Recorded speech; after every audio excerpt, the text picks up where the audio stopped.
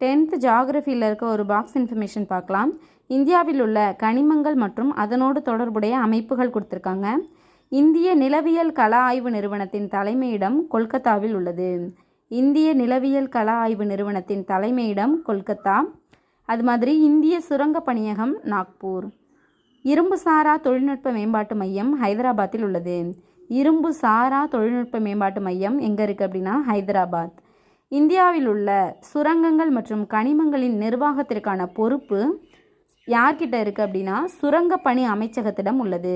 இது எந்த சட்டப்படி அப்படின்னா மேம்பாடு மற்றும் ஒழுங்குமுறை சட்டம் 1957 படி இந்தியாவில் உள்ள சுரங்கங்கள் மற்றும் கனிமங்களின் நிர்வாகத்திற்கான பொறுப்பு சுரங்கப்பணி அமைச்சகத்திடம் உள்ளது. இந்திய நிலவியல் கள ஆய்வு நிறுவனம்னா கொல்கத்தா, இந்திய சுரங்க பணியகம் நாக்பூர், இரும்பு சாரா தொழில்நுட்ப மேம்பாட்டு மையம் ஹைதராபாத். சுரங்கப்பணி அமைச்சகத்திடம் தான் இந்தியாவில் உள்ள